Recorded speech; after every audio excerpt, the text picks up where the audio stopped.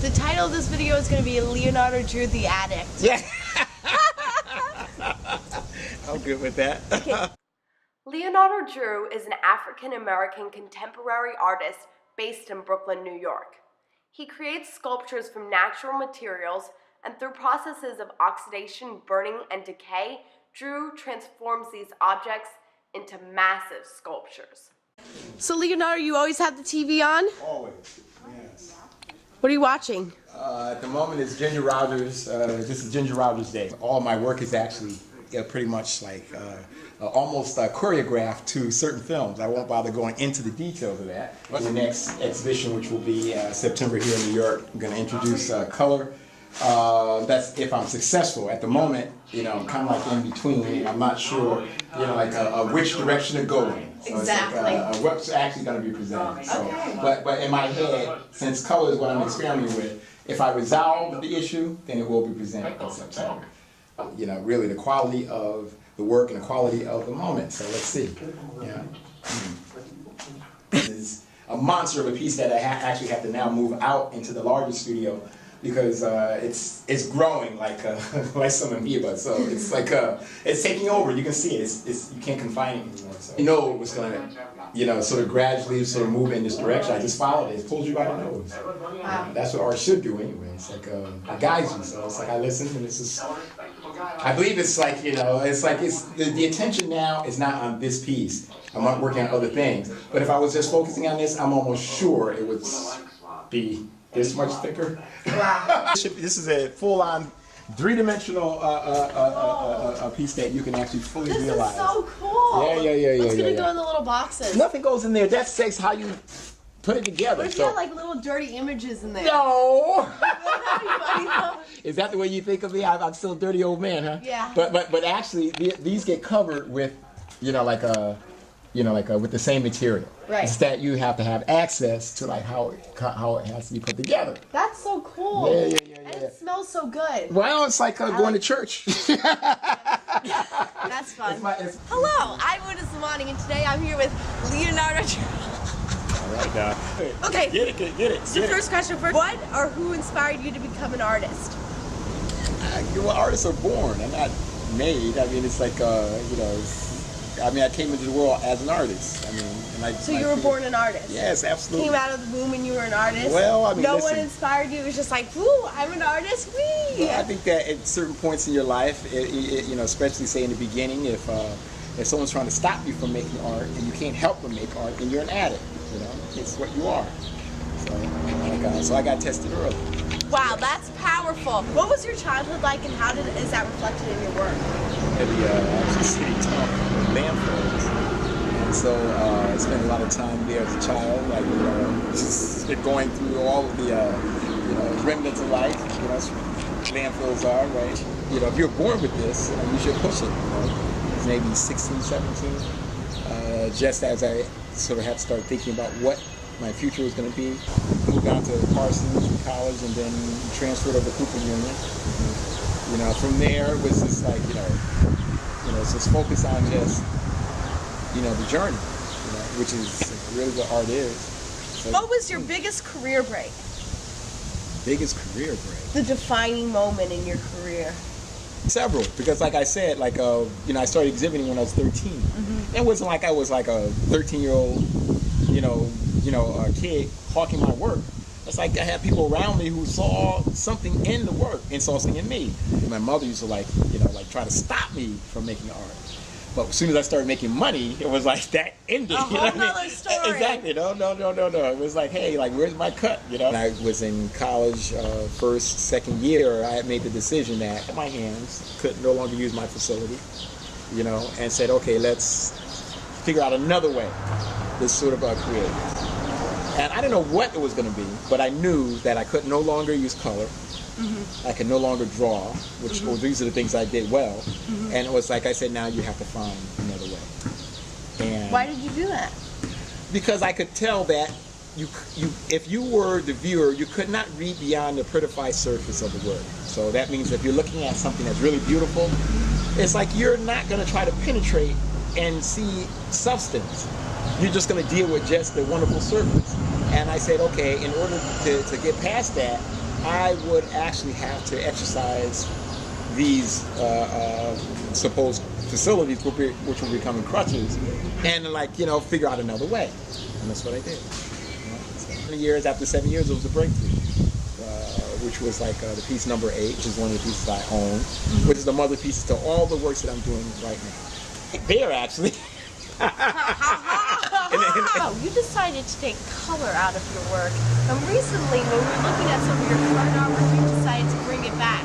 Why is that? It's still something I'm still figuring out. Over 20-something year hiatus, no drawing, but now it's, you know, like you can see actually the line work, the compositions, they're all starting to sort of make their return. And now color is actually the last of the things that I sort of, you know, like was not, or felt at least they were a hindrance to, like, you know, arriving at the next place. But it may be at this point the very thing to get me to the next place. So it's, you know, like it's made a total, absolute sort of like revolution. How it's going to fit in, I couldn't really say, because I have not necessarily been successful with introducing it, you know, to the, I guess you would say the Leonardo 5.0. But it was always this idea that what I had seen in Jackson Pollock's work up against the types of work that I was familiar with.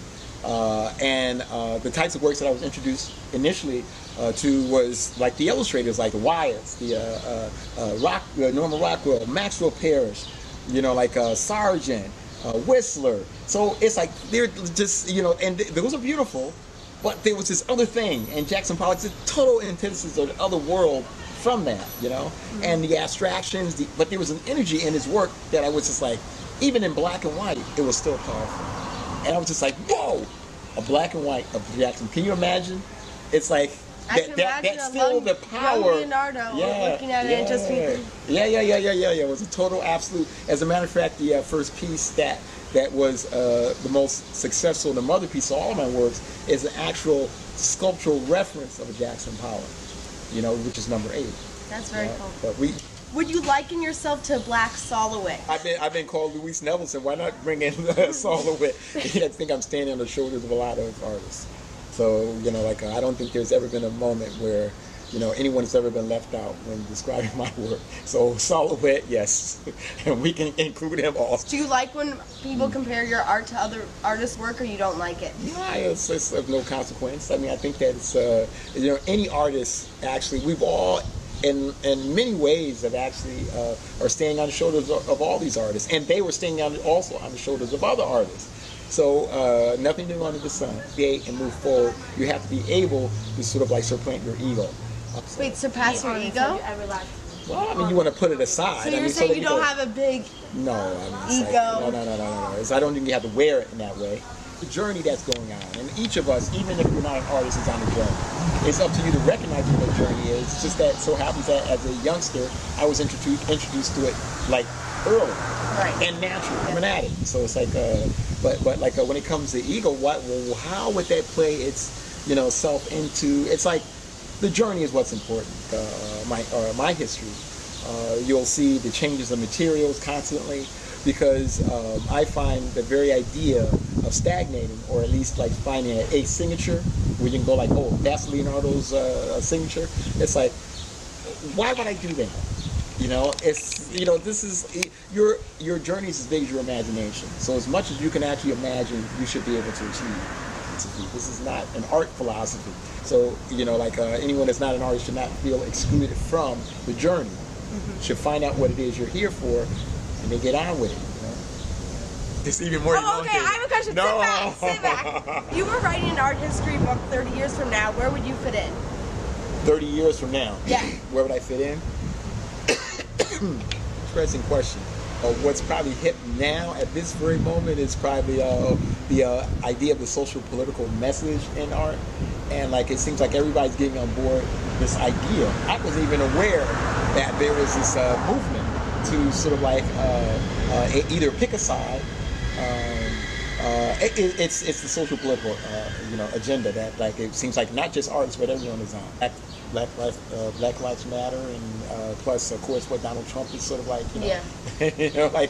with his mouth actually instigating. So I think that it would seem that everyone is sort of like, and especially in the arts, because artists are soothsayers. For me at this moment.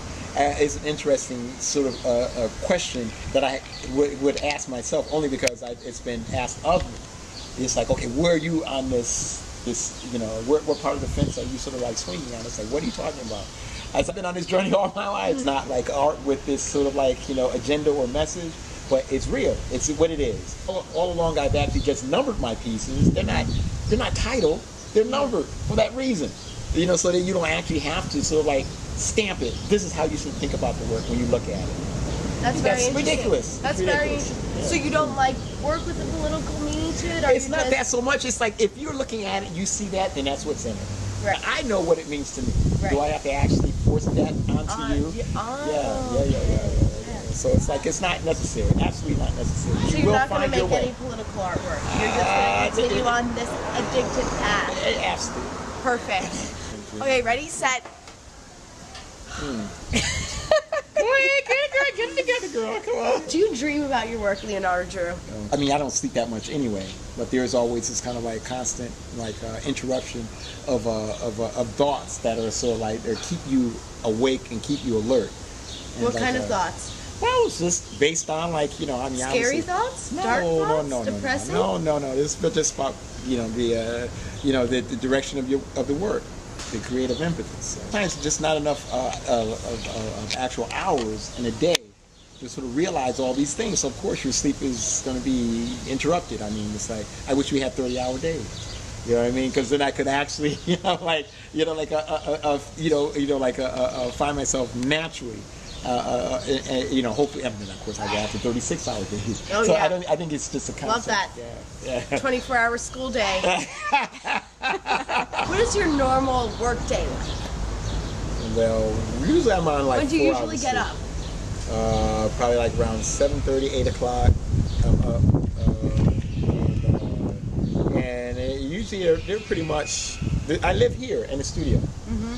So it can be almost right? around o'clock. Just go downstairs. Exactly. What do you eat for breakfast?